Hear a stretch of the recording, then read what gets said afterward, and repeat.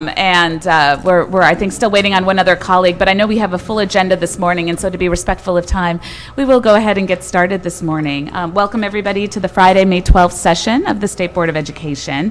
And now that we've called our session to order, we will begin this morning with reports. Picking up, I believe, with where we left off yesterday, if that is correct, Ms. Kaufman, with the Educators Rise report, and then we'll get into the rest of the reports this morning. So with that, Ms. Pfeffer, if I, soon to be Dr. Pfeffer, I hear, already Dr. Pfeffer. So Dr. Pfeffer, you are recognized this morning. Okay, thank you very much, and I'm going to turn this over to Jeff Dyer, our recruitment and retention coordinator, and he is going to talk about our partnership with Educators Rising. Thank you. Good morning, Jeff Dyer. Good morning. Program advisor for teacher recruitment and retention. And it's probably a good thing I didn't go yesterday because I ran out of snacks by the time that I was sent home. So, we're really excited about we're officially becoming an affiliate state with Educators Rising, and we just wanted to give you just a brief overview of what this organization is and this movement. If you'll think back to what used to be. What the old Future Teachers of America and FEA and that sort of thing. So that we're going to be an affiliate state with that, and it plays right in with everything else we're trying to do as far as to increase that pipeline and get what I always say is us get our fair share of the good ones to go into education. So that's kind of where we're sitting with that. But so if you look at their mission, it's right in there with everything that we're trying to do. Cultivate highly skilled educators, guiding young people starting at that high school level to get them to consider to go into education, to consider this as a career pathway for them.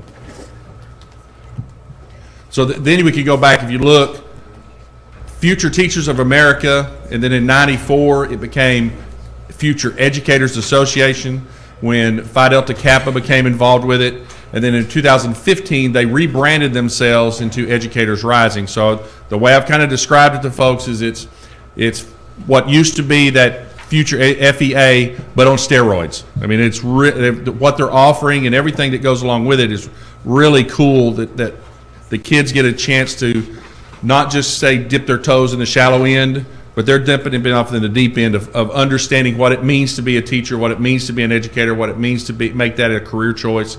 Everything about it, and get a chance to see all the different opportunities that are available to them through this information that they're going to have, as well as through the other programs and the things that we're trying to do. So you can see there, we're one of 23 affiliates right now. They're not all states because Boston is an affiliate, but they continue to grow. And one thing I wanted to point out is that we also do teacher cadets, and that is from South Carolina, that program, which is a high school grow your own curriculum. South Carolina is an affiliate state, so these work really well together. It's just another tool for schools to be able to use to be able to kind of, again, to recruit those folks to go into education. This is what they're going to get. You've got obviously the Educator Rising, which is an organization on that high school campus. But they'll have the Ed Rising virtual campus. You've got the Rising Standards, and I'll show you those in just a second.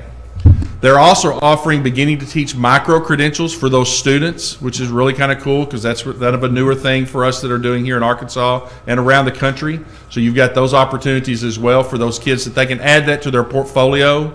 It's just another thing, to me, it's another thing they go, hey, I've already got this. Yeah, I can continue on. I can make this work, and it's going to add to them. It's make them more marketable, but it also adds to their preparation level that when they come out, that they're going to be that much more ready to step into that classroom when they graduate with that degree. Also, the state and regional affiliates, so that's us. You know, we had a December event, which was called the Impacting Tomorrow Summit, which we had 45 school districts attend and had 563 kids.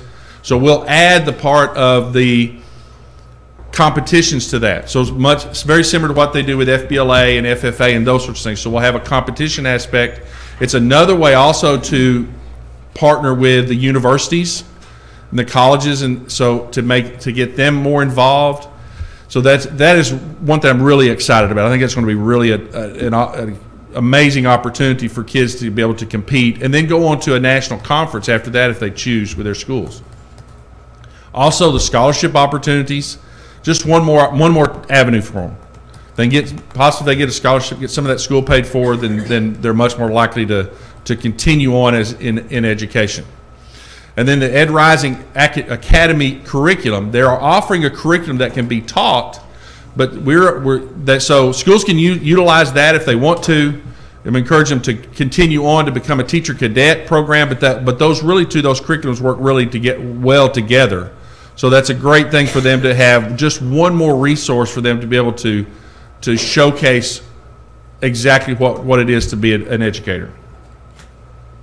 These are there's 7 Educators Rising standards, and I just wanted to show you these just so you can see that it really falls in line with everything else we're trying to do. This really looks very similar, especially with some of the newer, with our licensing pathways that we're trying to do for teachers, and be able to incorporate this as well, so the kids, when they're coming out, they really have a strong understanding of what's expected of them to become an educator. These are the 5 micro-credentials that they're just offering up this spring.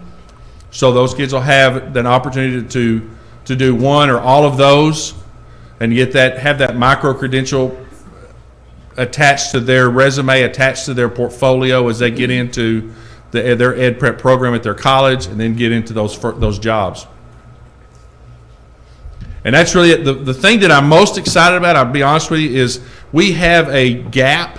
We've kind of got that gap. You've got a kid, say, they come out and they graduate high school, and they really don't have anything to do with the colleges until, say, their junior year, till they get into that. So you've kind of got a gap, and we've lost a lot of kids that way because we've really not done, and I'll be honest with you, we've done this to ourselves in education. We've not done a good job of recruiting and showcasing what's good about our profession. And so to be able to do that, and let's say you've got an Educators Rising group on campus, and then they go to college and they've got an Educators Rising organization on the college campus. Well, now we've kind of bridged that gap that they can be involved, be a part of that, and that's one of the things that research says that helps kids be more successful in college, is be a part of something. And so if they're a part of a group, a part of something bigger, especially if they're going in education, this is a chance for them to kind of be a part of, but not just be a part of that, but get a better understanding, and it's going to help them. It's going to help the ed prep programs at the college level to turn out even better teachers. So that's to me the best thing about this, and other than the fact that it's free, and so which is really, really good. But we'll send a press release out today. We're going to send out also a commissioner's memo. I have a large teacher cadet group email list, which includes Department of Career Ed with their orientation to teaching. So I'm partner with them, that we promote each other and work with each other to try to, because these are still kids that have at least expressed an interest in going into education. So she's on that as well, my contact over there. So they'll get this information to be able to sign up, and I think it literally takes 2 or 3 minutes for that teacher to sign up. And then I think I'm going next week to the deans to talk to the deans of higher IHEs, and promote this for them as an opportunity for them. And just talking with one of the ERZ directors at Henderson, he's already he said, hey, maybe we can host your state competition this next year. So, that was really kind of, and that was before he ever knew anything about this. So I think that we go on, we'll see more and more schools jump on board. We've got 16 2-year and 4-year schools that are partnering with teacher cadet programs around the state, there was 5 when I took over. So, and it's just a matter of them understanding and saying, hey, this is a great pathway. This is a curriculum we can embrace. And it's the same thing with Educators Rising. Yesterday you recognized Cynthia Murphy first thing yesterday morning. She teaches at Hope. Hope started a teacher cadet program this year. So you think about those teacher cadets that have a chance to go down and watch her in action. And you've got that all across the state. So we have 38 schools now that are teacher cadet schools with about 450 plus cadets that are utilizing that curriculum. As of this morning, I have 9 that have registered for this summer's training, confirmed, 9 new schools, and at least 10 others, I think, that have verbally told me, yeah, we're registering, they just haven't got their teacher yet or whatever. And that includes Little Rock School District. They're going to offer it this year at all 5 of their high school campuses, so that's exciting. And they're going to be doing some of the same things that they're trying to do up at Bentonville with some of their academies and getting those kids out, exposed to more things, getting them exposed to not just an elementary or high school classroom, but send them in a special education classroom and an ESL classroom. The understanding that there's lots of options for them. So this is just one more thing that we're going to try to promote around the state that's positive, and we'll be able to hopefully continue to show gains, and we'll see an increase in our numbers of those really good kids, the smart ones, the ones that have lots of options to do anything they want to, and they choose to go in education. You guys, anybody have any questions? Thank you so much, Mr. Dyer. Yes, Dr. Barth? Actually, not a question, but really a comment about kind of where you were going at the end, which is, we saw Teach Again yesterday. We're seeing, Educators Rising here. We're obviously seeing the work that Megan is doing in terms of enthusiasm about the profession. And I think what I'm really proud that Arkansas is doing is not, I think, as we've seen in other states, relying upon one method to make this work, but kind of a multifaceted approach. And I think that's super smart and super exciting. I also do think that I hope, and I know Dr. Pfeffer cares a lot about data. I hope we can really begin to monitor which of these programs are having the greatest impact, so we can know after a period of time of engaging with these different programs what really has the power, seeming power to really pull students in, and in particular on another important issue, of course, in terms of equity, and in terms especially of having folks at the front of the classroom who look more and more like their students in terms of their demographic profiles, because we know how important that is. And so I hope we can really do that tracking of data to know which of these programs really has the power to move the needle on getting folks into the profession and staying in the profession. And I agree. We definitely want to really keep quality data and really understand these initiatives. And the thing about the Educators Rising is it won't be a separate new program. It basically is a whole area of resources, and so anything we're already doing or anything that someone wants to do really fits under this umbrella. And or if there is not, if a school cannot have like a designated teacher cadet program, they can still provide these resources to students in more of like a club or extracurricular type way. So it really is, this will be what I see as kind of the big circle, and then these other things that we're doing can fit inside it. And so I think that way we're really able to cast a wide net and capture some things, and hopefully then help people find where maybe they can go next. So it's a good resource, and I love how Jeff connected it with, if we have an Educators Rising high school and an Educators Rising campus at a college, we don't ever lose students that are passionate about teaching. So we're excited. And we'll add when they apply for their initial license, that will be another question that they'll be able to answer. Were you a teacher cadet? Were you in Educators Rising campus? And we'll be able to track those. The surveys that I've done, this is our 4th year. We're finishing our 4th year with teacher cadets. So I came in during the middle through that 2nd year. But the 2 years that I've done the surveys of the teacher cadets, it's right at about 65% of those have said that they plan on going in education, which is pretty amazing. And these are, now with the teacher cadets, they have to have a 3-point. They have to be able to get into the college that they're partnering with. So these are all kids that are on a college track that are working toward a degree.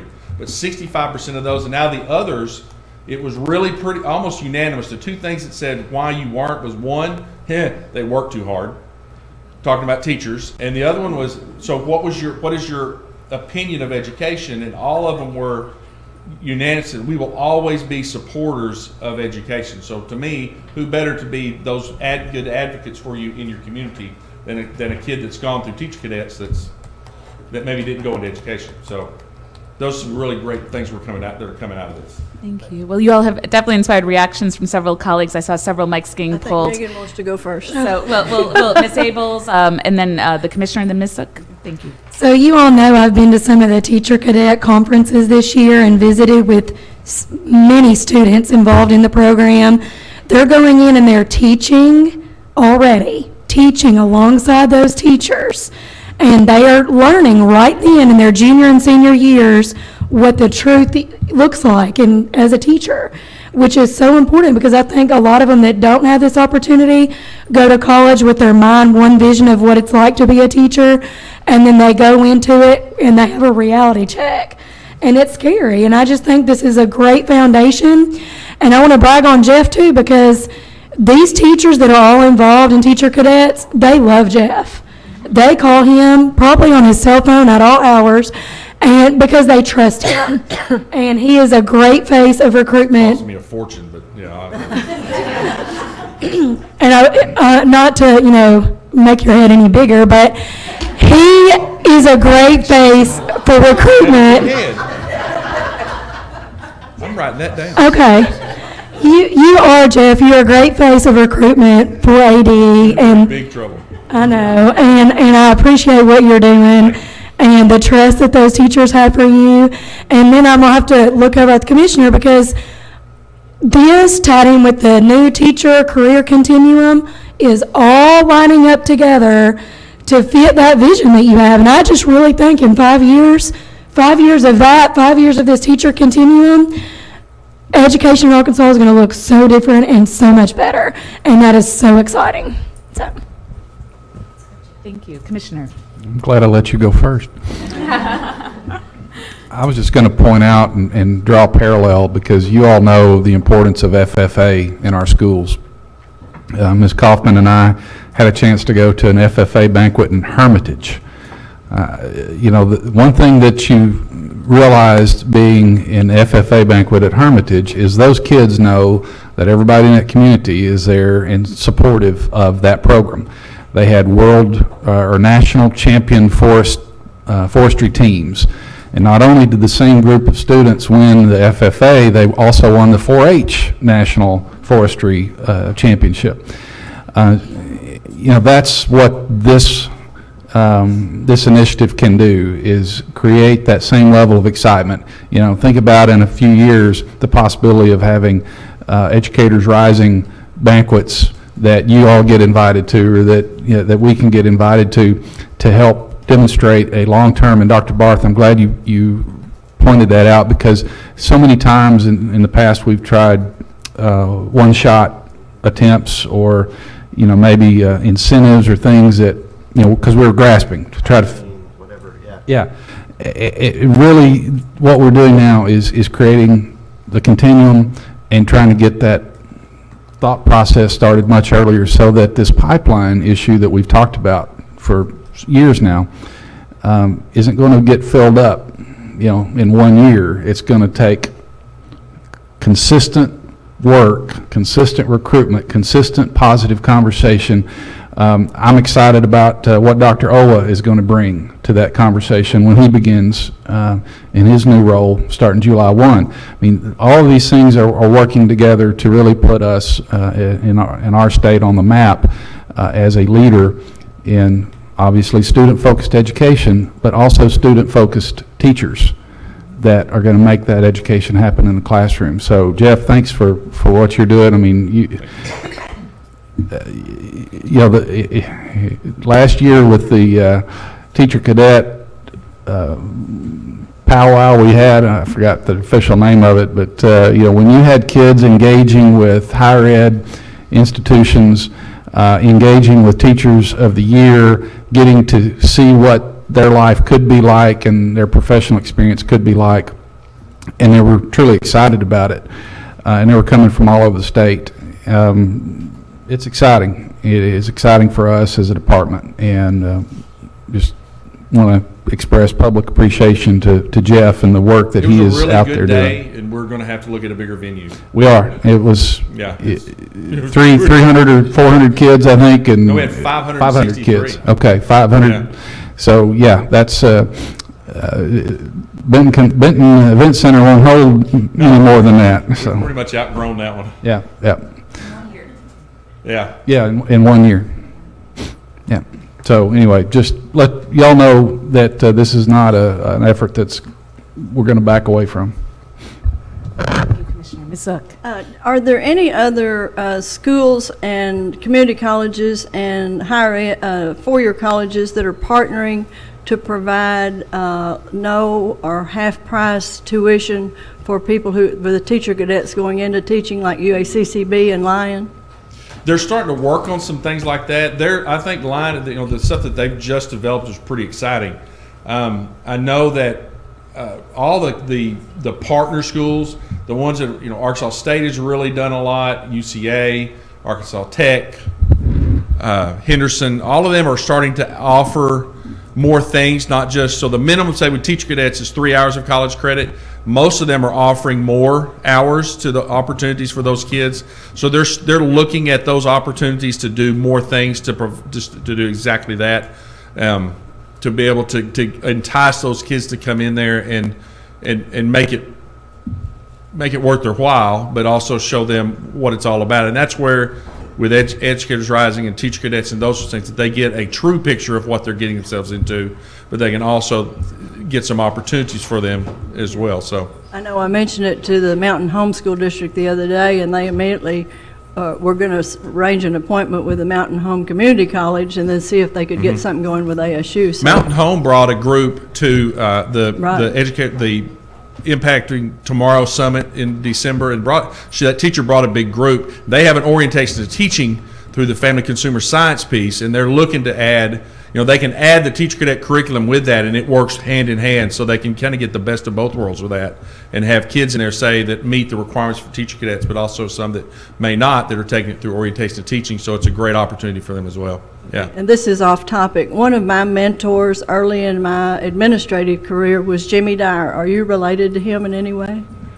Somewhere down the way, we're all supposed to be related, but the lady that was trying to sell my dad a book years ago about the Dyer family, when he told her he wasn't really buying, she shut up and left. So he couldn't get any more information. He tried to pump for as much information Well, as he was could. an outstanding teacher and administrator, so if those genes were passed on regardless of how far back. Thank you. Just one comment. I would have loved to have been in the back seat with you and Megan as y'all traveled this year, just to listen. Well, Yeah. it was intellectually, it was not at a high level. On my part. I've never been confused for a rocket scientist. Commissioner. Well, and one thing that I think I should add, because this fits in this overall topic, after Lakeview, we made a significant shift in minimum teacher salaries. The General Assembly and the governor at the time made that as a priority. And then we went 6-7 years without a change at all. So the minimum salary schedule was $29,244, knowing that most districts are above that, but you still have districts that were right there at the minimum. And so I want to give credit to the governor, to the General Assembly, because over the last two sessions, they have made shifts and increased that minimum salary schedule. That's part of the process as well. So as we're doing all that work, they are working up there to try to boost those salaries. And what we know now is you have states who, because of their budget issues, we're getting inquiries, we're getting teachers coming over from Oklahoma and, folks coming down from Kansas, different places. So, I think part of the momentum we have is a dedication from the General Assembly and the executive branch to keep pushing that forward as our responsibility under adequacy. So it's not an overnight process. I can't stress that enough, but it is something that with consistent, steady, movement and work and consistent communication, those charts that I've shown y'all before that show that decline in ed prep programs, we're going to start seeing a uptick, and there's going to be, we won't have to seek waivers and that sort of thing that we have to do now to be able to fill the needs in Southeast Arkansas, Northeast Arkansas. So as you are out there and, have public opportunities to speak, just would appreciate, your reinforcement in your communities of the work that we're doing. Thank you. Thank you. Thank you so much, Mr. Dyer. And actually, that's the perfect segue. Yes, applause. Thank you. No, and that applause is to you and to everyone that I know that's the team around you all in trying to make this happen, as well as to the commissioner. Well, that is the perfect segue to my chair's report this morning.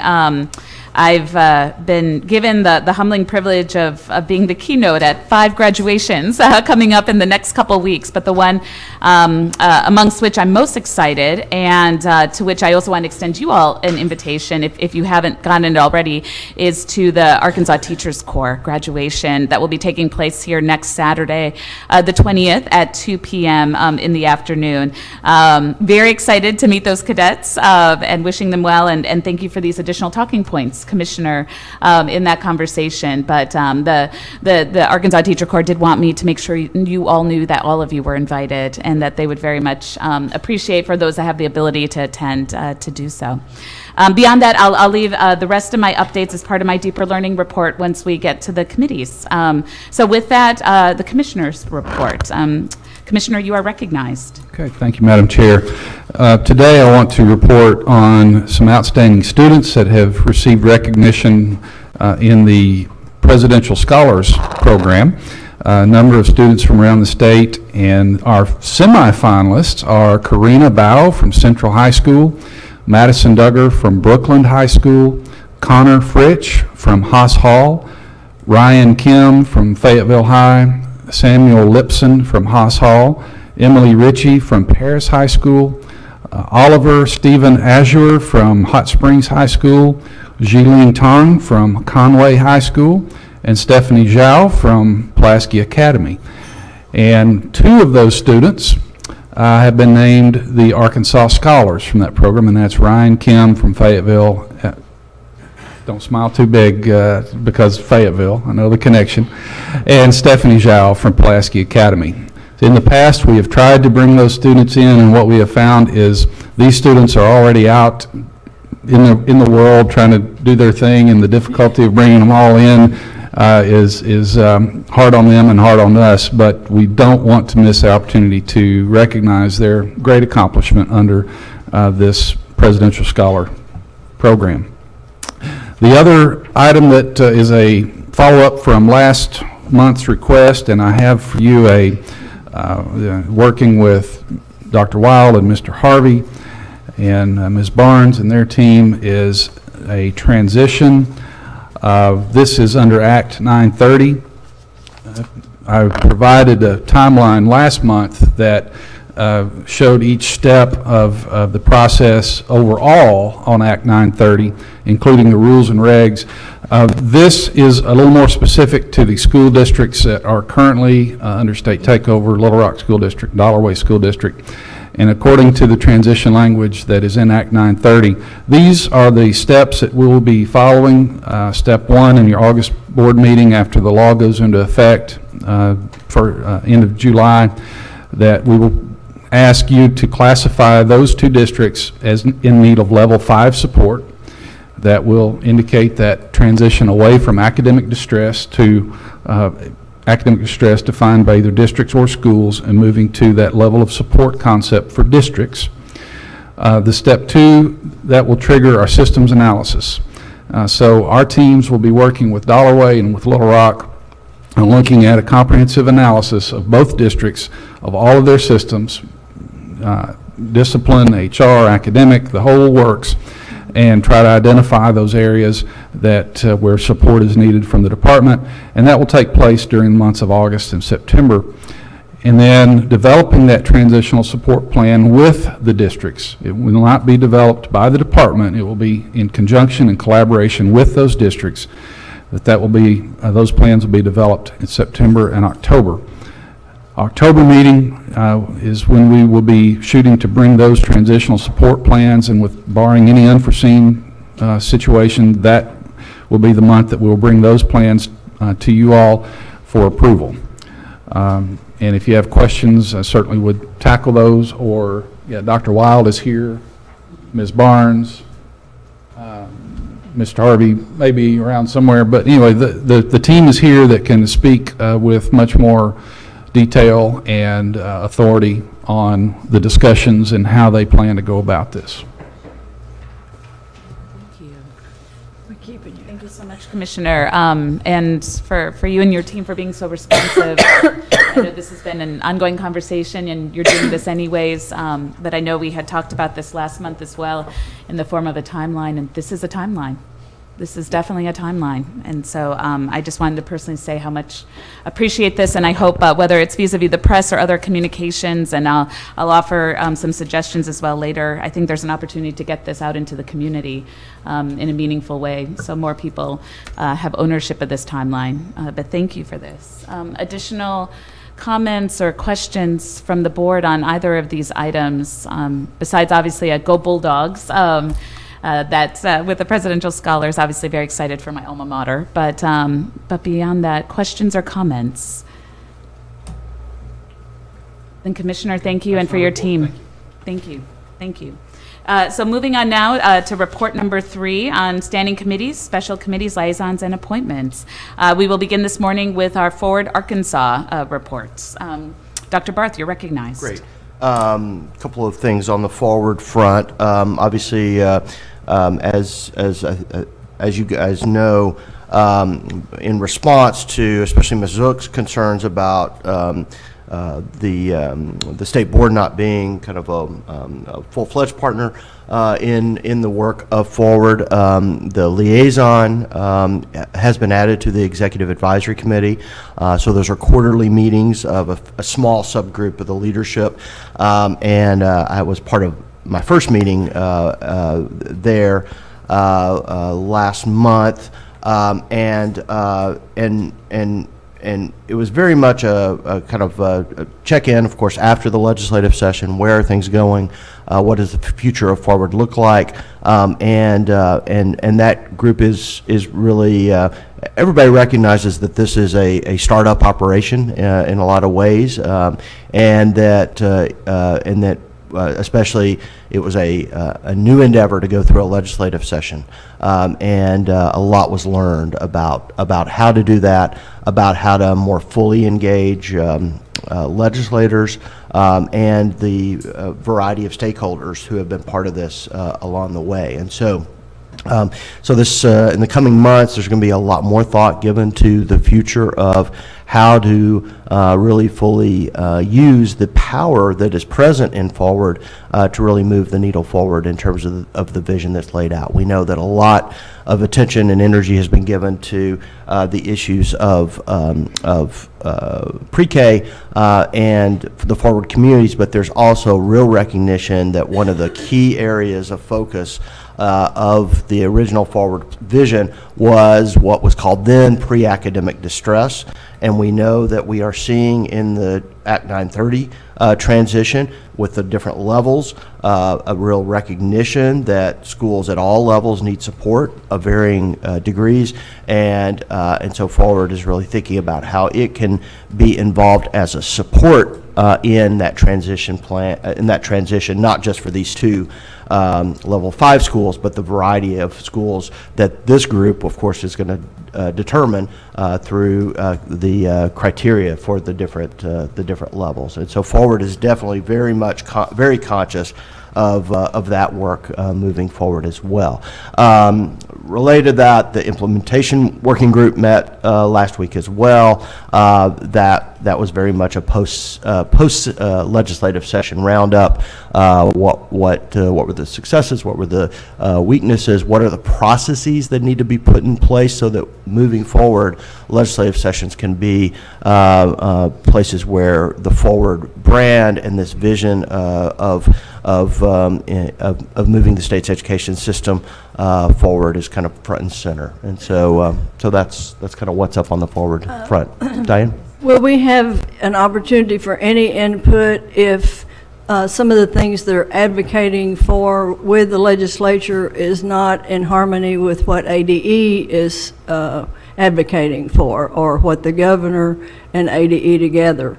Because I don't think it would be appropriate as a partner for them to be advocating something that didn't complement the vision and the mission of ADE and the whole state.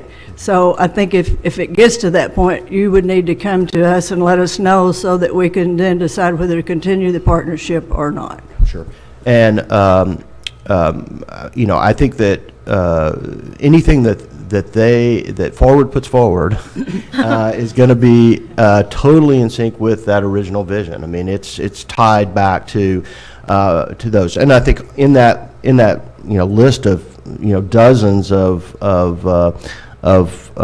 recommendations, some of us loved parts of them and didn't love others, and I think that the nature of that was a huge team of folks who generally and oftentimes disagreed on some key things were brought into the same umbrella and kind of hashed it out. And so I think that there's always going to be prioritization that we may not, at the end of the day, as individuals agree with, but I think that anything that deviates from that original vision, I think is very, very much would be kind of a violation of the deal.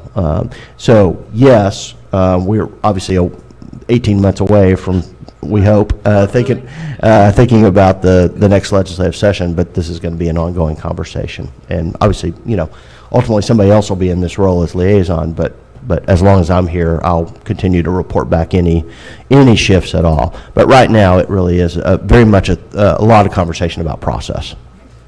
Thanks. Thank you. Any additional questions for Dr. Barth? Otherwise, I'll move on to my deeper learning report. So my report today is really, I guess, a tee up for our bigger session this afternoon, and then also trying to create a space to facilitate conversation around the last work session that we have as in my role as chair as I transition back to a regular member. And I will say this was actually a very helpful process for me in preparing for today and looking at where we started and where we ended up going, and if there were any items missed. And sometimes life works out and things actually fit together, I think, the way that they're supposed to. And I'm hoping that this will be a fairly painless conversation around what will happen both today and tomorrow.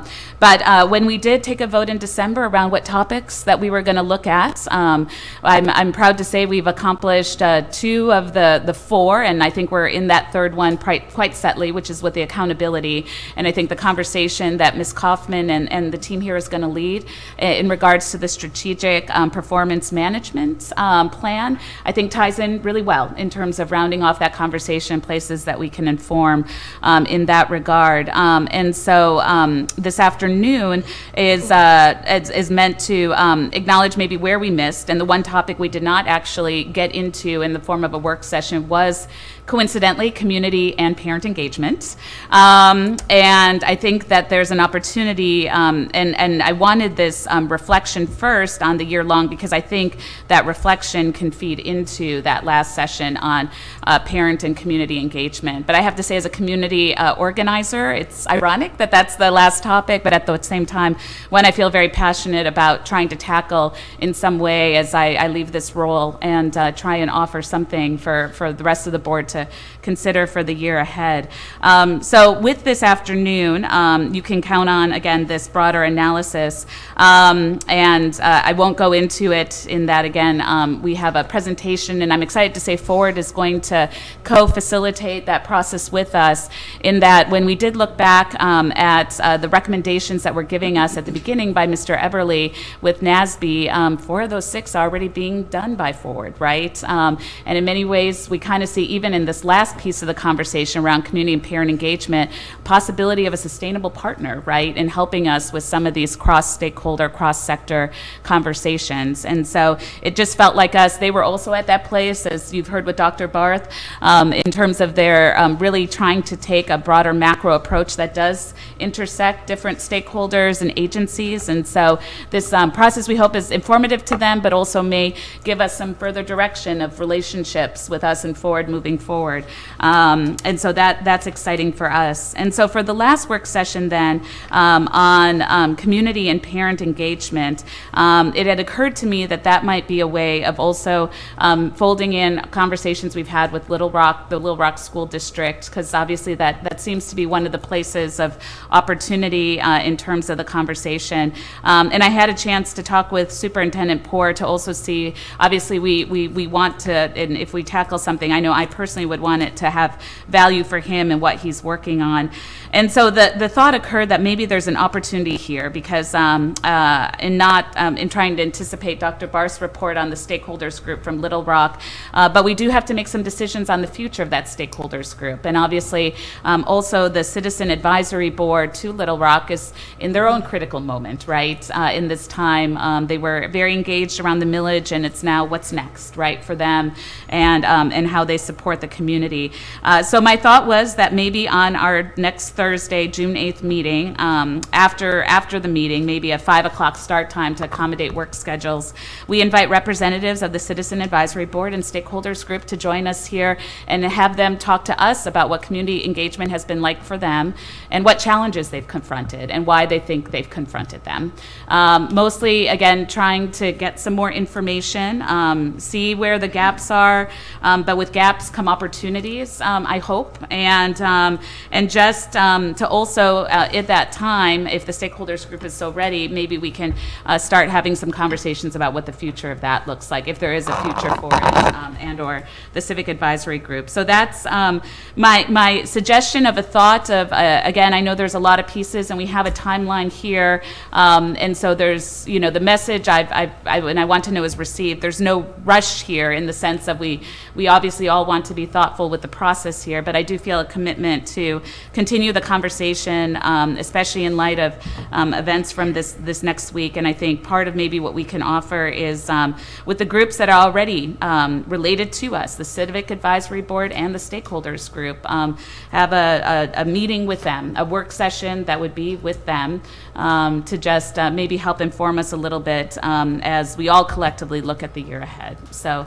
that's my original thinking, but again, it's for collaboration here. I saw Dr. Barth first, then I think Ms. Zook and Ms. Newton in terms of responses. Yeah, just an update, and this is obviously one of my, but to contextualize where the stakeholders group is, their expectation is that they will present what they see as a final report to this group on June 8th. So that is their goal.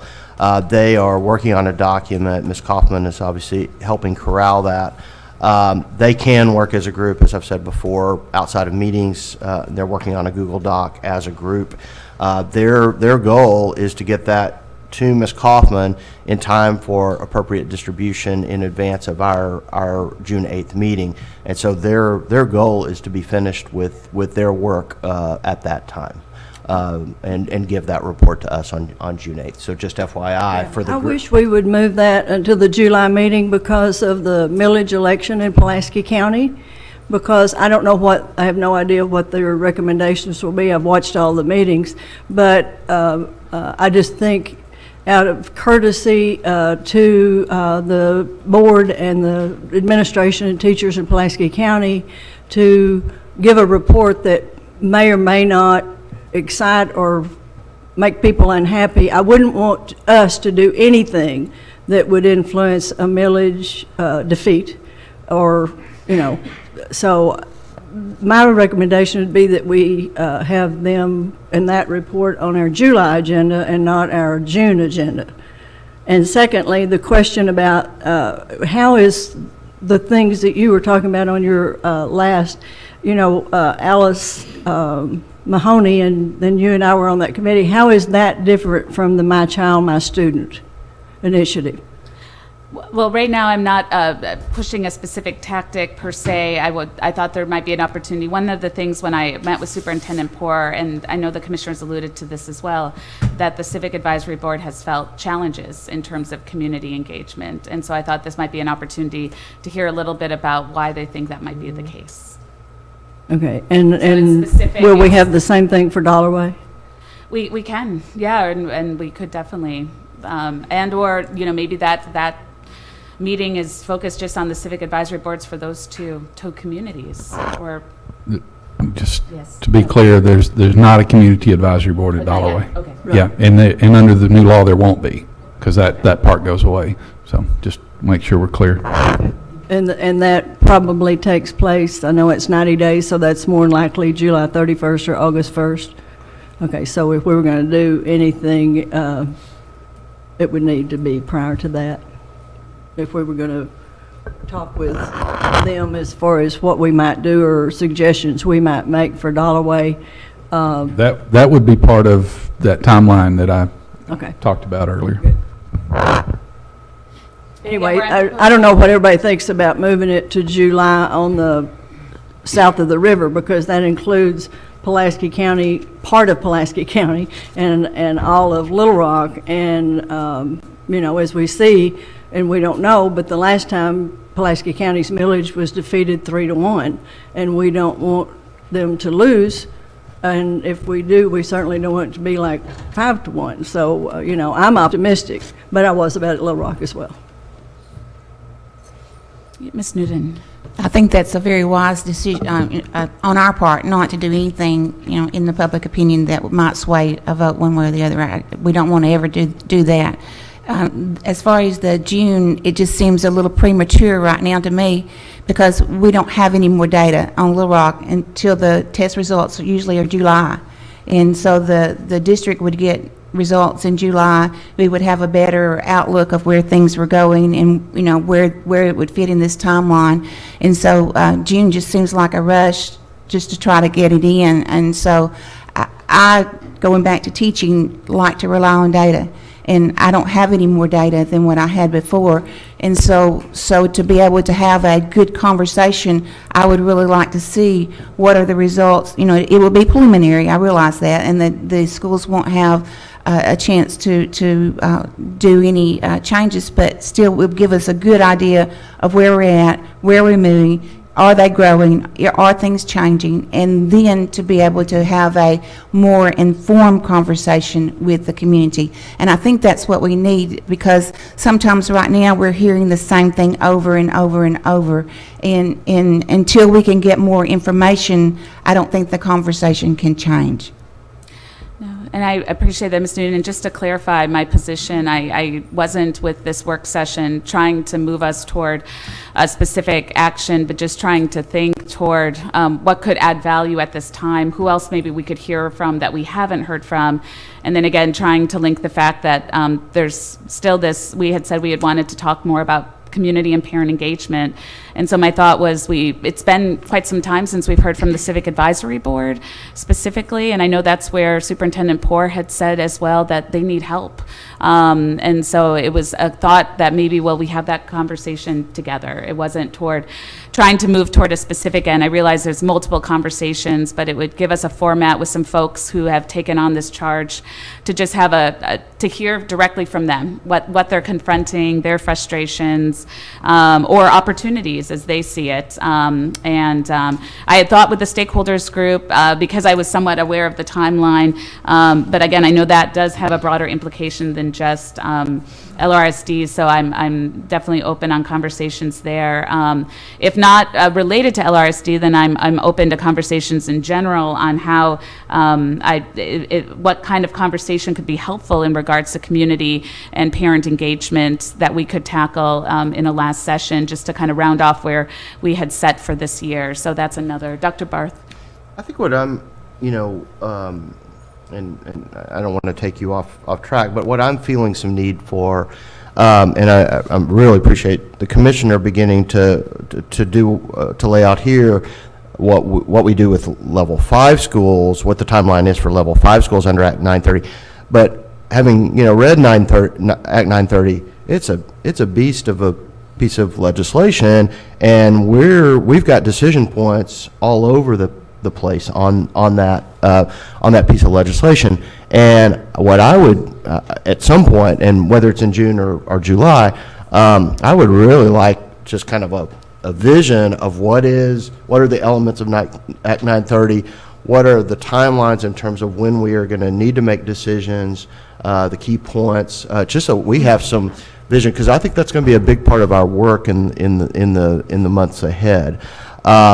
And I think part of that would be, drilling down a little bit deeper onto the level 5 schools, and what are going to be the elements of the systems analysis, what are going to be the elements of the transition plan, and I think it would have some benefit in terms of helping the LRSD and Dollarway communities get a deeper understanding of how this is going to play out in the months ahead, and when we are going to be at points where we can make decisions about what the future of those districts are, in terms of the relationship between the state and the district.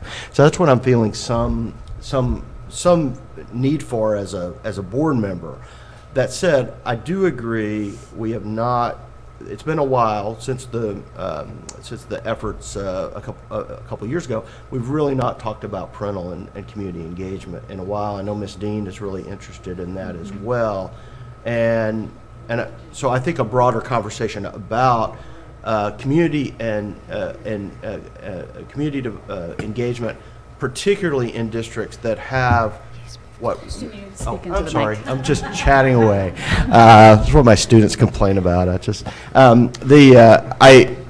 think we also we are at a point where we need to think about how we know that these, and I'm trying to avoid the term academic distress, but we haven't come up with the new term yet. These challenged districts, we know that getting it right includes getting the community engaged in a really positive way. I don't think we figured out the right way to do that. We've not thought about it in a while, and I do think there's a need for that. I think that's a separate conversation from the Act 930 conversation. I don't know which one needs to go first, but I think those are two things that we do need to spend some time with. As far as ESSA, I think the 930, because there's going to be some big decisions in the next month or so as far as ESSA. I'm going to talk about that in a minute, but in-size and weighting and fifth indicator and all those things that are going to be a part of that Act 930. I think for us as board members to make good informed decisions again, I feel the need for the 930 training also. And I wonder, because there will be rules written around that, so I wonder if our discussion of it, or presuming, may wind up totally different than the way rules are written for the 930. So, and they've got so many different parts of legislation and so many rules.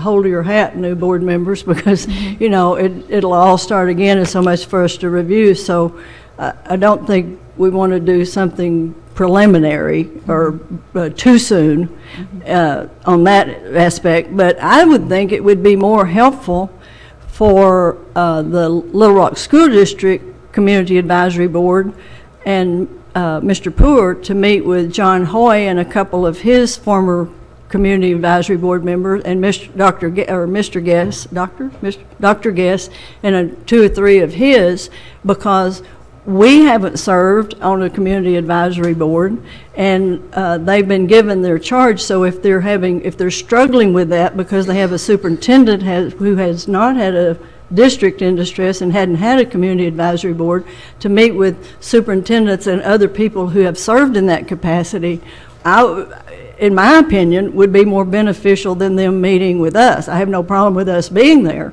but I would think that people who have been through it for 2 and 3 and 4 years would be a better mentor, trainer, than somebody who just can read what it says. And, Mr. Poor and the members can do. And I know I've talked with, I guess, 3, I don't remember, different CAB members, and I know they are making an effort in their community, in their zones, to get out and meet people that they don't know, or strike up conversations in the grocery store or the bus or whatever, and some of them work door to door on different aspects. So I know the lady mentioned yesterday that they don't know them as well as they might know somebody they elected, but I think now they realize that part of their responsibility is to let the people in their zone know, who they are, and that they can come to them just like they could an elected board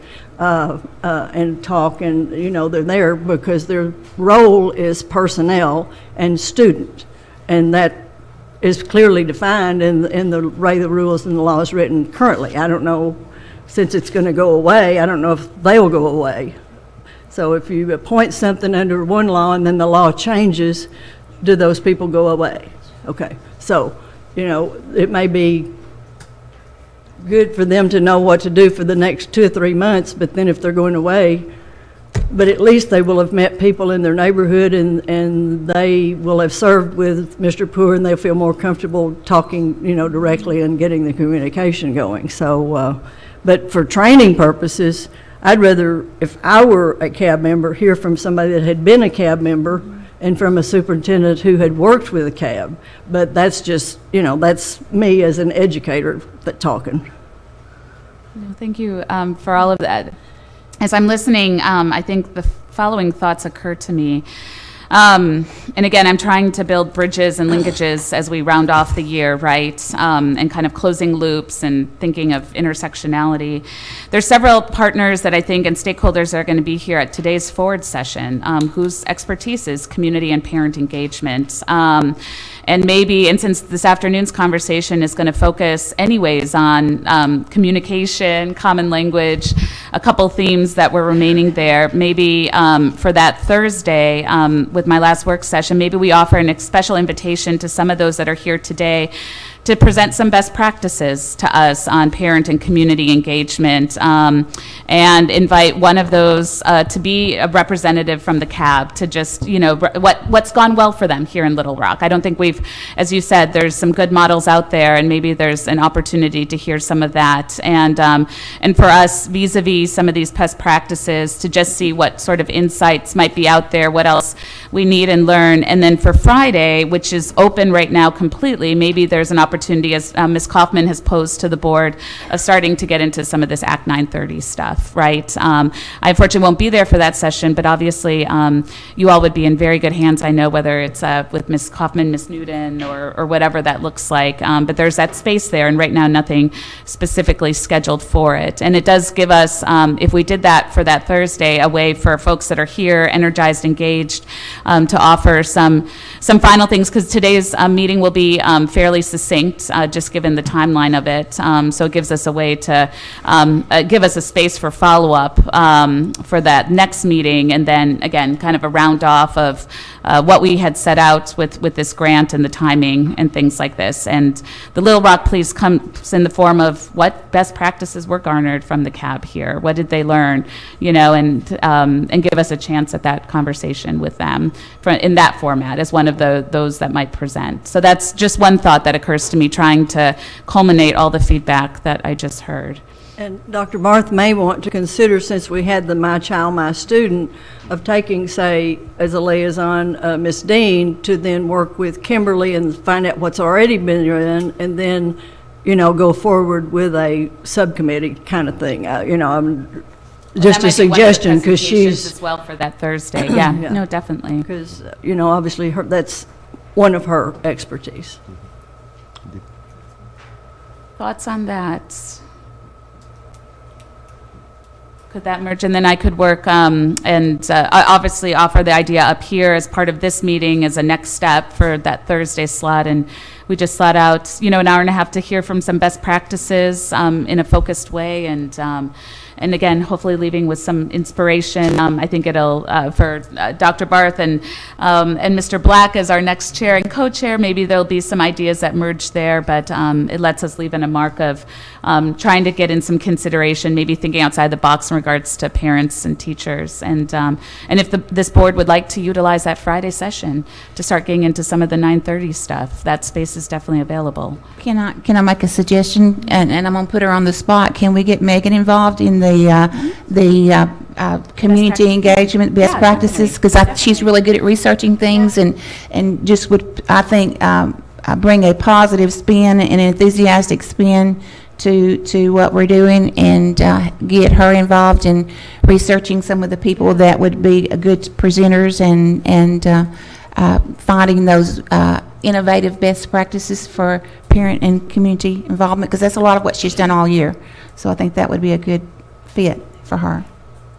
Ms. Abels, thoughts on that? Because we're more than welcome. It's funny you brought that up. While you were talking, I was just thinking there are some amazing things teachers are doing that a lot of you that aren't in classrooms on a regular basis just don't know about. So maybe I can pull some of those resources together, get some of those best practices from right out of the classroom, and show those to y'all when we come back. I think that'd be fantastic. I think that'd be fantastic for that Thursday session. No, and I welcome working with you on that and sharing Okay. some ideas as well as some of the groups that I think might be able to present as well from the parent or community perspective. I'm thinking as well the PTA and things like this. So I think there's a lot of good folks out there, and we'll structure in a way that keeps it, again, cognizant of time, but gives us a flavor of things that I hope, again, might inspire thought for the year ahead. And I would love to extend a special invitation to the Little Rock School District CAB. It's been a point of conversation for this, and if nothing else, as a presenter, right? As tell us, how it's gone, what you've learned through the process, because I think that's a voice we haven't always gotten to hear ever from. And it doesn't have to be the whole CAB, but maybe a representative. Ask them in advance, would they be so kind as to share a representative to garner some of those best practices? So even as we transition, we don't lose the lessons that we've learned through that process over the years. So So just to be clear, what I can do is ask fellow teachers, what are they doing that's most effective for parent and community engagement? Correct. And then maybe find out from parents what they feel is most beneficial from their perspective. that would be perfect. And maybe from local school board members of what they do, or, as a representative of the community. And I look forward to working with you on that, Ms. Abels. After this, I think we can powwow, put our heads together and think through how this, but I would appreciate that assistance, and I appreciate the suggestion, Ms. Assuming Meakin. after July 1st that the commissioner wants her to have that as one of his assignments. Well, this will be for the June work session, so this is just, and then from there, it's, again, I take all discretion that I'm just chair through that June meeting, so from there, obviously, trust in the system beyond that, but I would appreciate the opportunity of that final conversation and lifting up some best practices. Commissioner? Yeah, this conversation is actually part of the meaningful stakeholder engagement process of ESSA. It's also included as some of our work in working toward our vision through SPM, which we'll talk about a little later on today.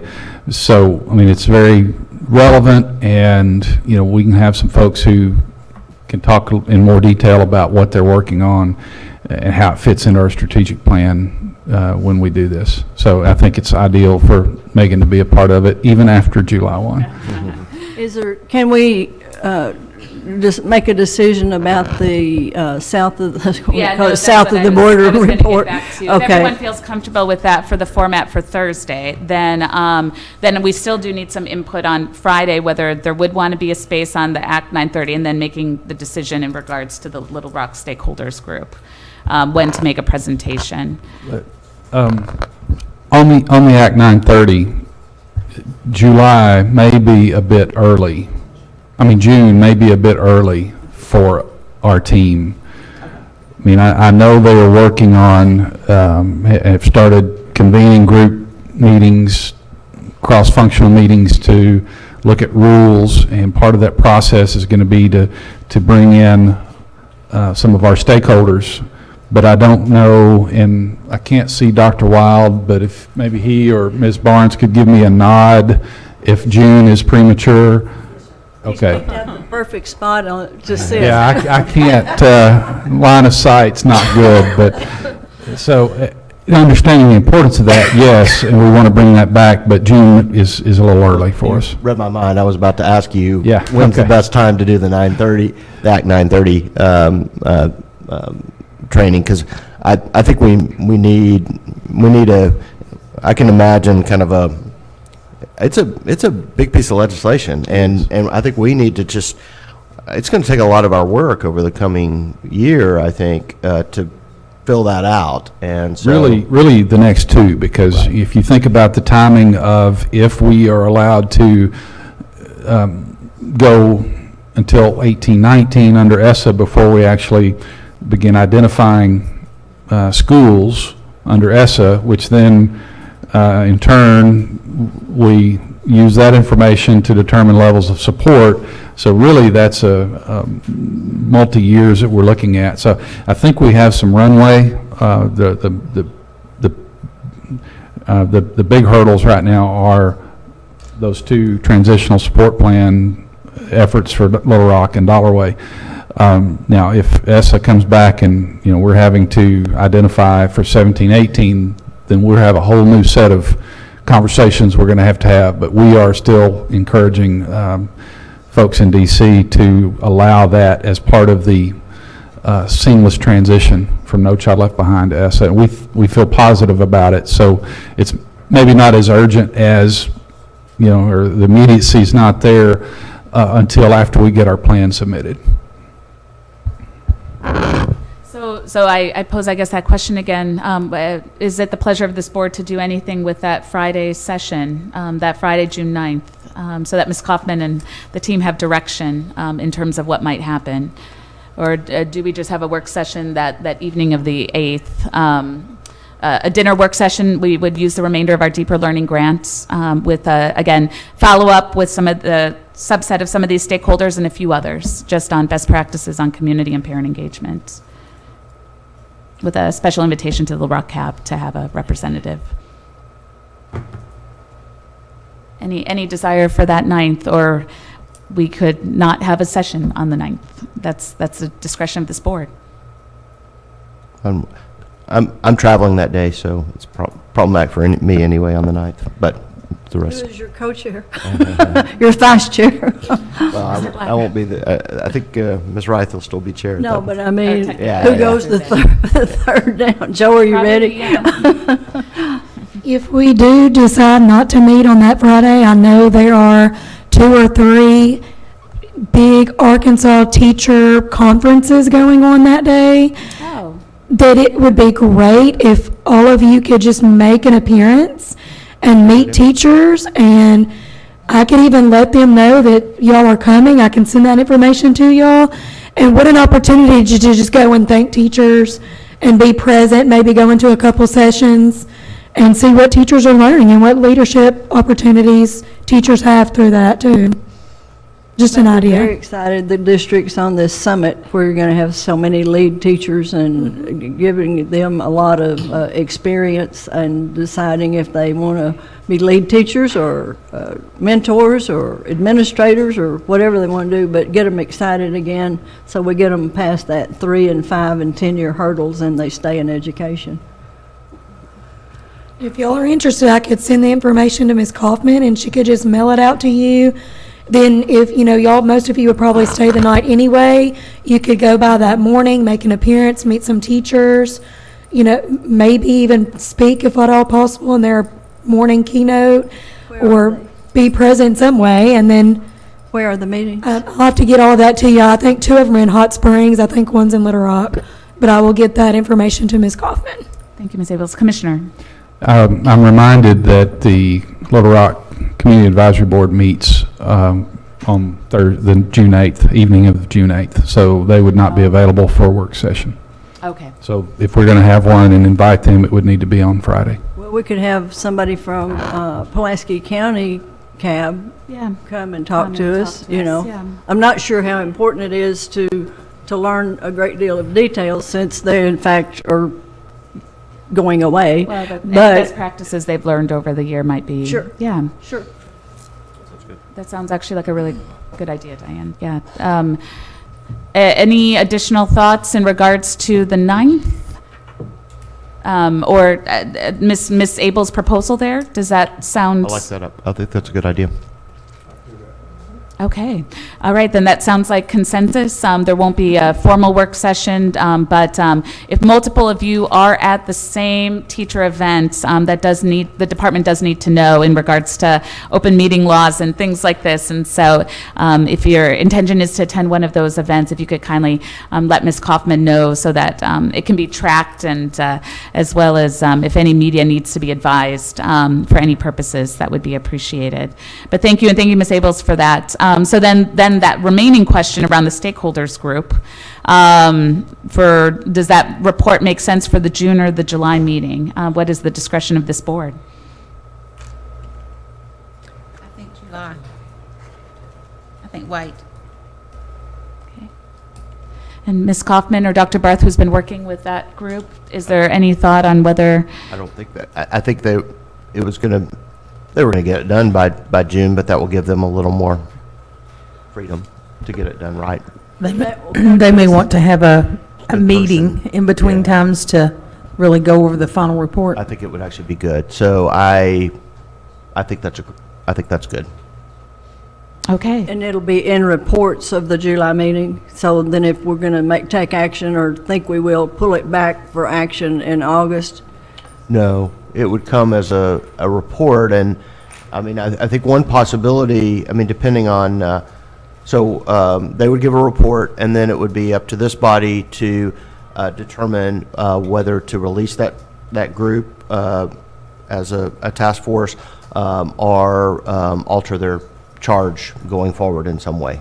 But that would take place once the report was accepted. Normally, when so as you remember on the Boundaries Committee, we got the report, we accepted the report, and then we released the committee and basically said their work was done. I think that was the notion that with the stakeholders, is that we would accept the report and then tell them their work was done unless this group came up with some other task for them to undertake. So on the action agenda, it would be would be accepting the report, not accepting or implementing or whatever the recommendations. Exactly. Okay, thank you. That helps with that reference to the borders. Yes, yeah, I mean, we've given them a task. We're basically saying it's not an endorsement per se, it would be an acceptance of the report. Okay, thanks. That clarifies it for me. Thank you. So Ms. Kaufman, does that give you what we need for these final roundup? Thank you, everyone, then, for your contributions with that, and I look forward to working with you, Ms. Abels. So moving on to the ESSA Steering Committee, a report from Ms. Newton. This last month, we were able to view the first drafts, and I hope that you have gone online and looked at those. If you haven't, they're on the website, and the first draft of the ESSA plan is there. It has some spots that are not filled in yet, and what we're waiting on is Dr. Rolla is running some model data of what, using some of our previous scores, and what different weightings would look like, what different end sizes would look like, what different fifth indicators would do. And so that's going to be used to fill in those last parts of the draft. And so we read the different parts of the draft, gave them some feedback, and then they are working on making those final parts of the draft to be filled in. So this next month, well, I guess this month, our meeting has been moved to May 24th, I believe, just because of the conflict with Memorial Day week. And so we should have some of that model data then and be able to make some more informed decisions then. Thank you, Ms. Newton. Any questions for Ms. Newton? Exciting developments. Thank you.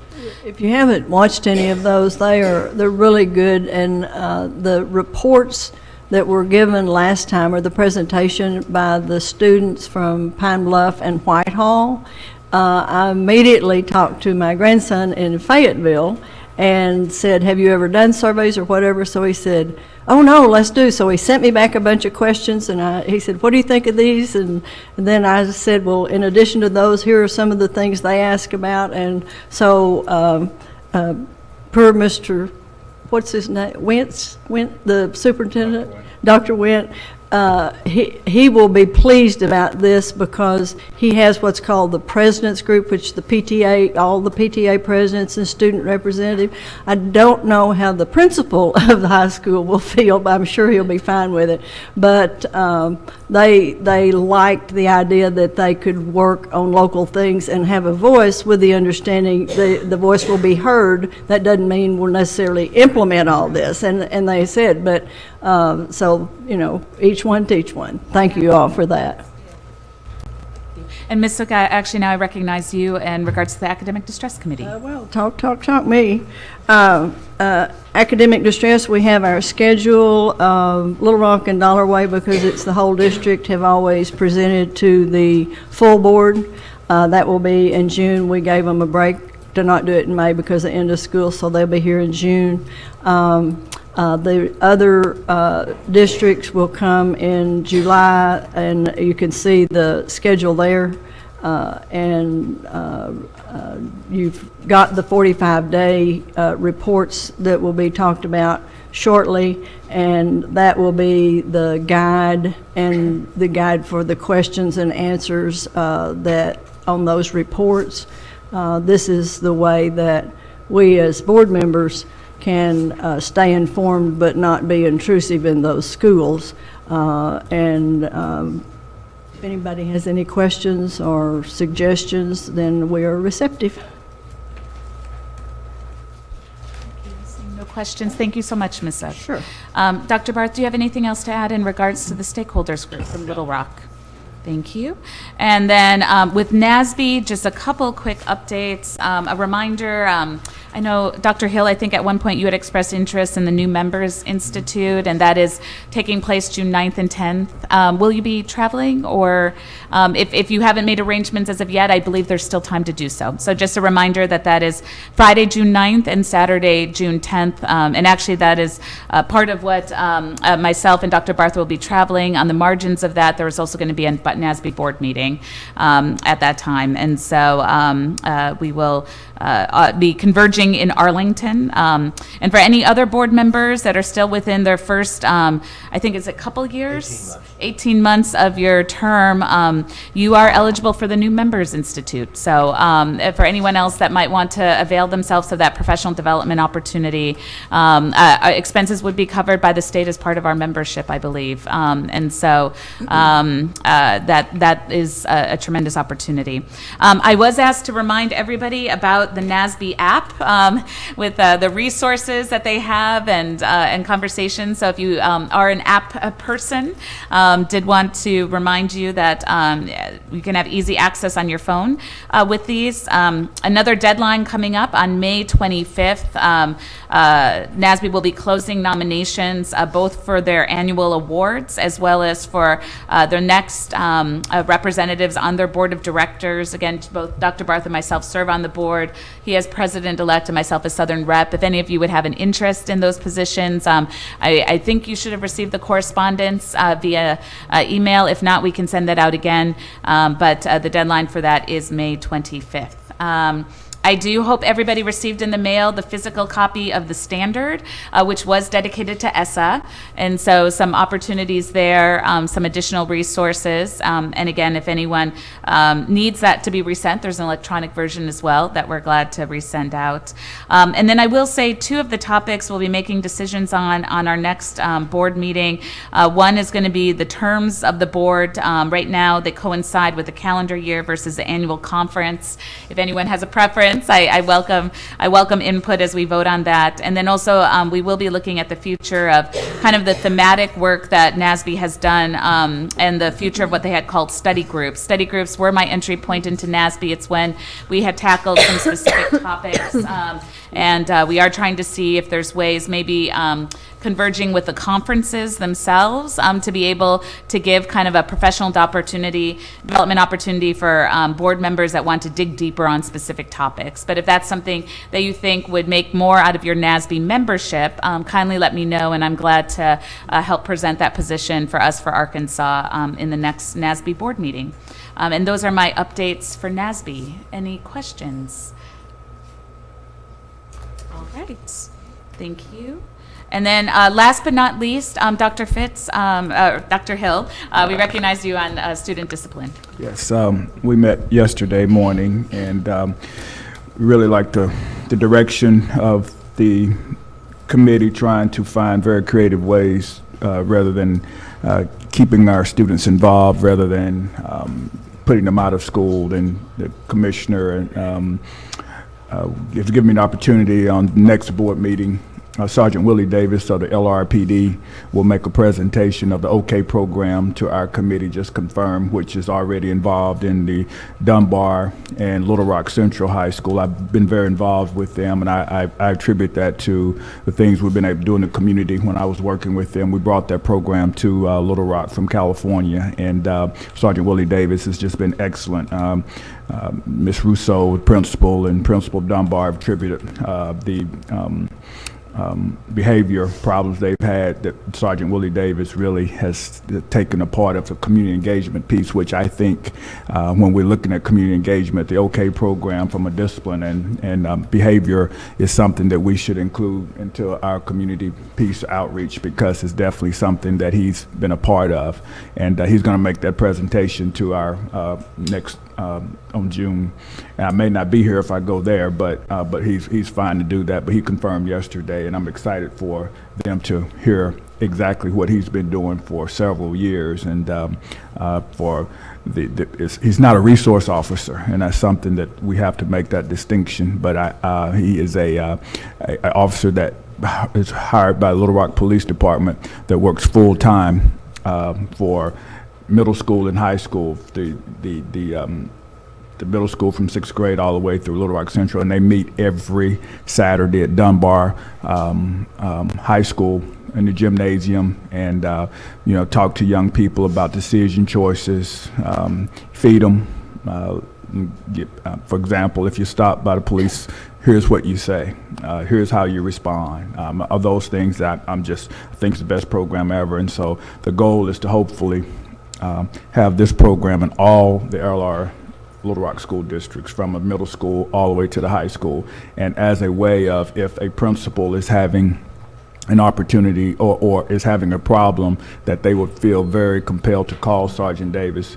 But what the parents have to do is sign a release to Sergeant Davis, which then gives him an opportunity to go into the middle school and pull their grades and have that access. So he really replaces a father for those people. And then the parents feel so in tune to call him if they're having a problem, can't find their son, or think something is happening. I remember Willie telling me that there was a gun, and one of the parents called him and said, "Hey, I think my son has a weapon," and he was able to fend off something that possibly could have happened because the parents had called. And so Sergeant Davis is doing so much, with what he has. And St. Vincent's about 4 or 5 years ago had also funded an officer to expand the program into Little Rock Hall. And so I think our discipline committee hearing from this program was going to be powerful. And I think if we can support this program with the violence and things that we're seeing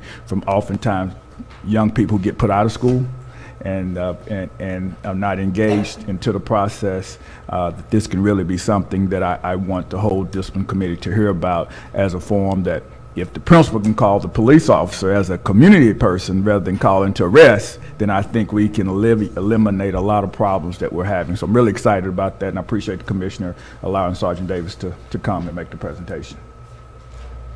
That's fantastic, Dr. Hill, and we'll lean on you to let us know if that's something we should bring him to speak to the whole board, and the reporting opportunity that we have with any, I think 20-day notice, is that correct, Ms. Kaufman?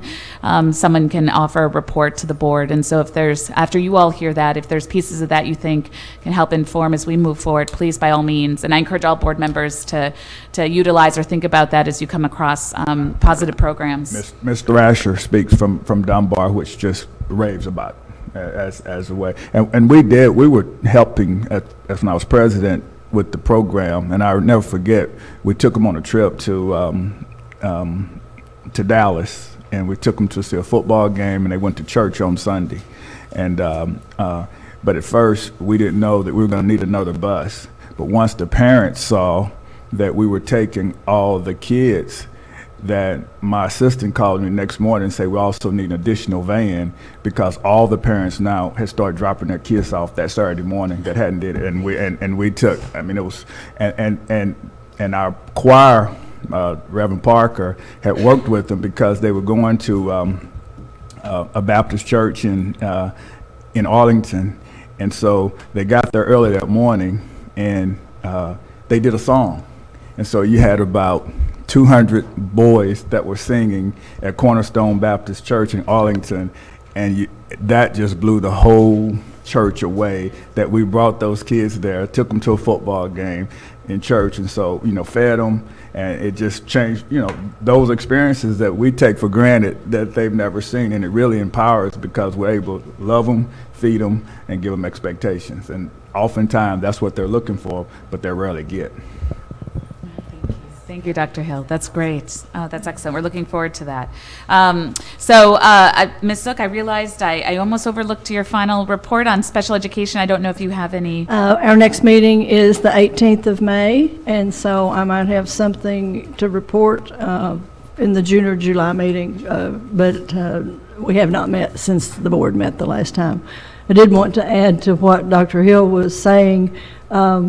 In Izard County, we have 3 school districts, and the juvenile court judge and the county sheriff went into partnership, and now there is a liaison between the police department, the courts, and the schools, and a lot of, as you say, a lot of those kids have never had a, quote, a positive role model, and it's been greatly successful, and has managed to get some kids just to have to do some community service when they got in trouble instead of being incarcerated. And it's been very, very successful, and I know it's really helped a lot with our CASA program as well. So good for them.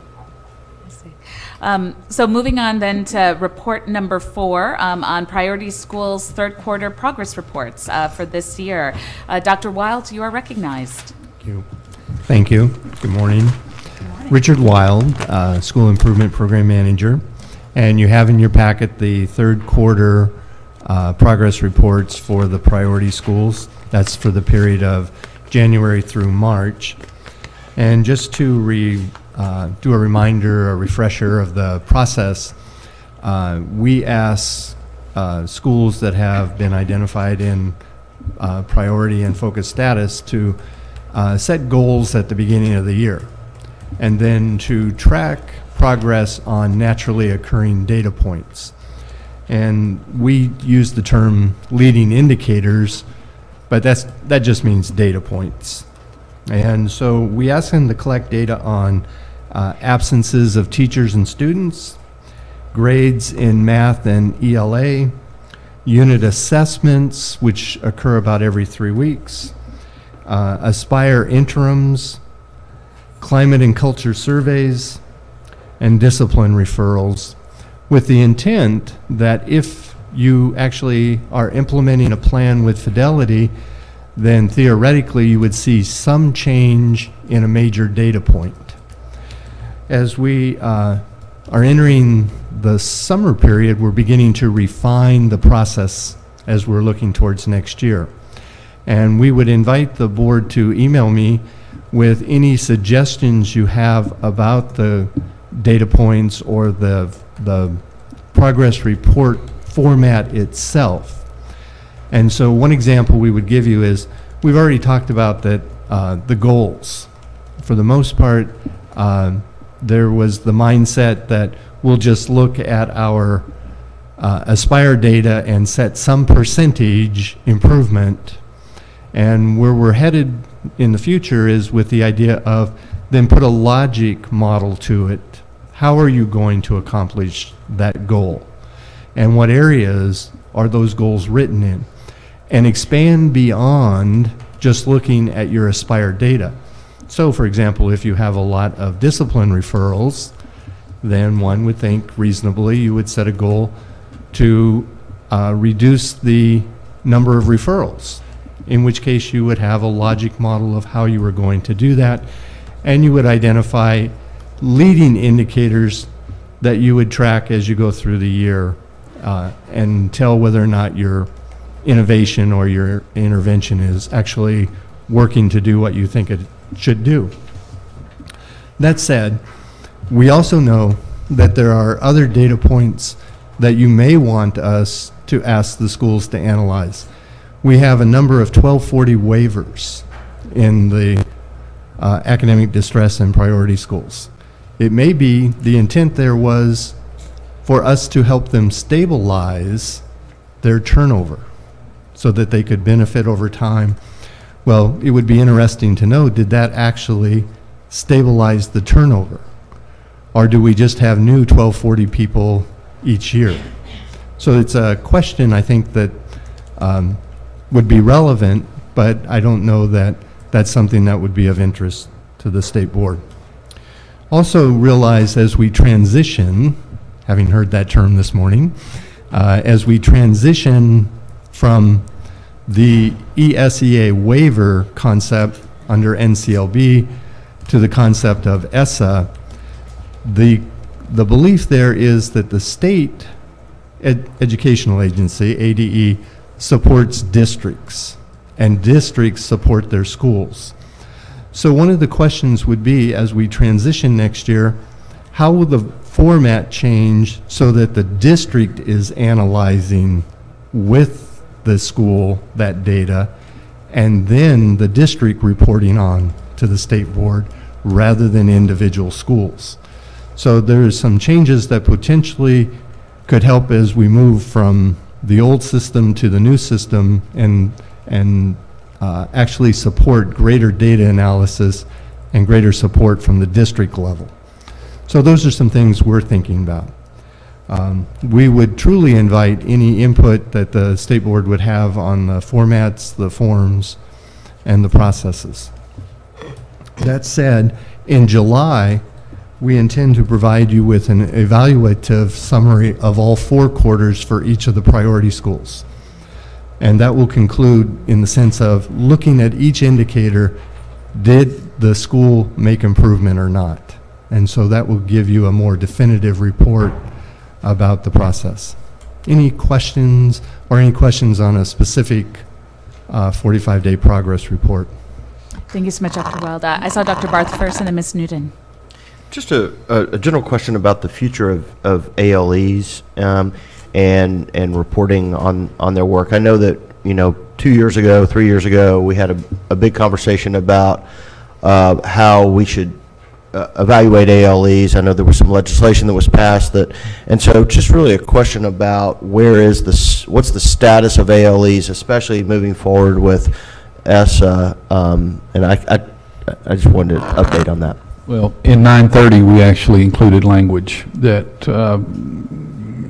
brought it over from the previous legislation that had been passed so that we could have that opportunity to, analyze a different way of looking at that. So that'll be part of the rulemaking process for 930 is how should we evaluate? At some point, yes. I mean, is it going to be in the first set of rules? I don't know. That's part of the stakeholder engagement so we can try to get all that input, as much of it as possible up front, so we don't have with something this big a 2 or 3 times of having to roll it back out after revisions. So yes, so that's part of that overall process of gathering the input on how we should, how we should look at those types of educational settings. Because this, this is, at this point, this is really the one place where they still continue to pop up, is in, Right. in terms of priority schools, because we've stopped kind of focused on them as academically distressed. But it does continue to show the challenges, obviously, of ALEs, and I know it's a difficult question what to do. Well, it's an equity issue too, because we can't ignore the students in those settings. So whether it's alternative criteria or, whatever you want to call it, there still has to be some accountability for what districts are doing, and we want to encourage them to put a high priority on improving the efforts of those students as well. But it does need to be looked at in some cases differently. Well, and this is a good example, because I think these 45-day reports are particularly problematic for ALEs because of the transience of student population, right? I mean, it really may well be very different students than 2 quarters ago. And to some degree, we are individualizing. We only have currently 2 ALEs in priority status.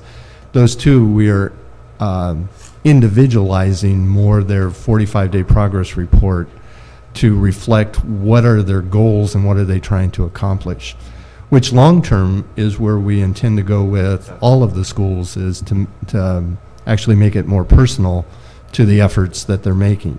And so that's a good practice for us with those 2 schools already. Thank you, Ms. Newton.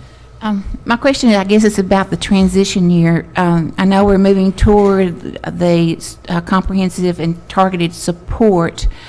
During this next year, will we still have schools that are schools, not districts, schools that are filling out 45-day reports, or are we going to move to districts doing some sort of different report? We will continue to ask the priority schools to complete 45-day progress reports.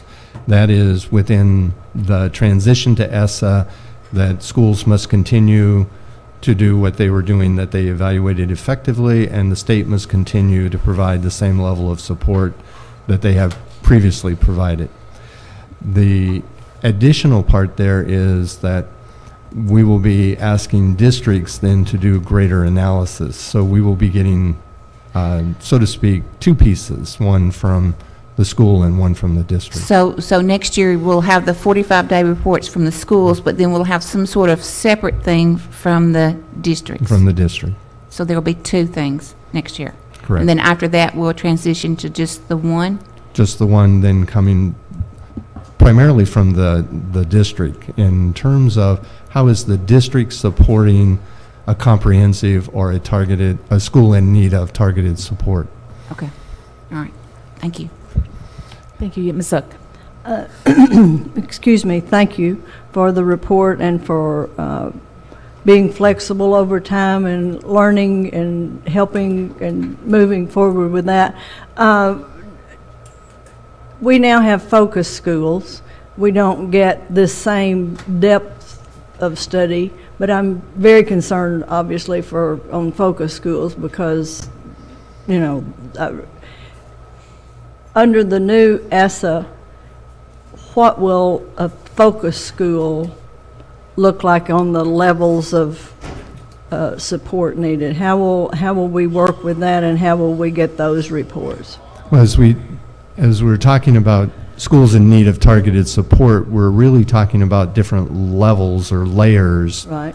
of schools that are in need of targeted support. So we're going to be going back to the idea of looking at subgroups within a school and saying, how is the subgroup performing? And so when I say there are layers of schools, you could have a school that has 3 different subgroups, all 3 not performing very well. And so that would be a different situation than a school that had only 1 subgroup not performing well. And then there is the school, we'll still have schools in need of comprehensive support. That will be our lowest 5% in terms of the indicators. So now, keep in mind that it's becoming more complicated in the sense that we're now going to use a matrix to include growth and performance, and we're going to weight them, and there will be potentially other variables that we're weighting into this. So we're still in the conceptualizing phase of how are we going to support all that variation. But for the most part, the priority will go to those comprehensive schools, and then schools in need of targeted support that have a subgroup that's functioning like a comprehensive school or a school in need of comprehensive support. So that's what Dr. Arola is working on, is modeling that for us to say how many schools will this actually turn out to be, and then we'll begin to adjust our services and supports based off of that known number once we get it.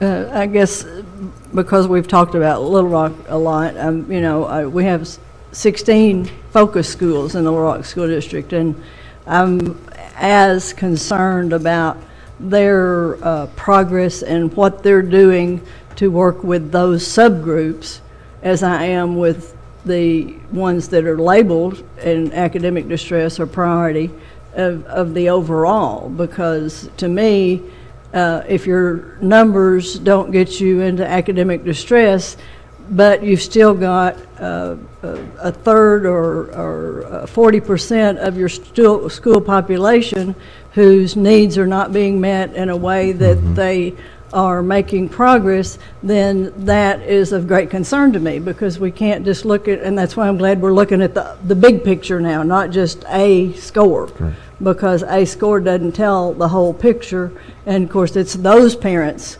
who come to me because of my experience and my background. They come to me and like, well, I know my kid's not in academic distress school, but his needs are not being met. There is no RTI. There is no this or that or the other. And they're many times very well informed parents who are engaged and parents who are concerned, many of which were frustrated and didn't vote for the millage because they were looking at how their kids weren't getting their needs met, not because they didn't support the superintendent and the idea of a facility. But so I'm glad we're looking at that. And one of the most positive elements of the new law and ESSA is that it's writing the system in the sense that the district is responsible to be the first support to any school that has a subgroup that isn't performing well.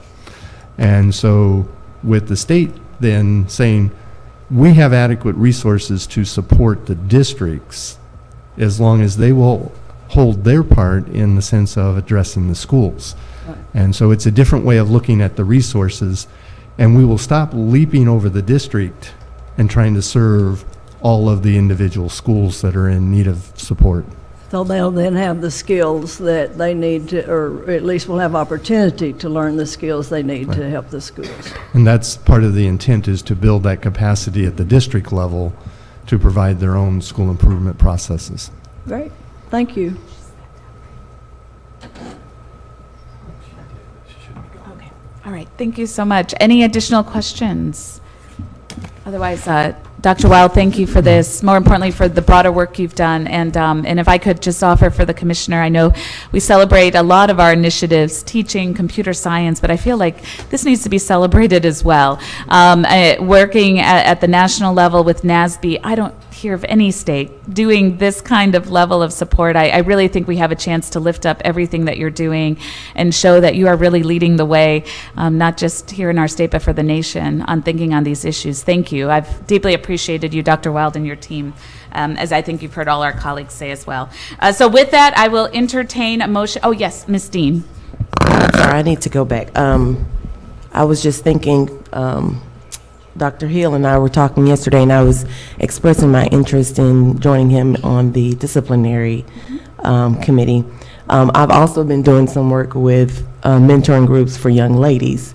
I visited with Thelma Moten at Conway. She's got a mentoring program called Gems there that it's specifically designed for young ladies. I think she does it all the way through High School. Visited with her, and there's a new mentoring group with Miss Felicia Bell and Ms. Jeter at Parkview High School that I've been working with as well. So I think it's really important that's another avenue for parents to be involved, because talking with Ms. Moten, that's how she gets a lot of the work done, is they're stay-at-home moms. So after they've dropped the kids off, they can come and help her with helping to guide these young women into making better, sound decisions, and same thing with Ms. Jeter and Ms. Bell. So I would love to join that committee and help in any way that I can as far as getting the parent involvement with discipline, especially from the perspective of being a single mother. That missing aspect of having that father in the home, there is a tie to the disciplinary issues. So I'd love to add my input to that. So I'd like to join the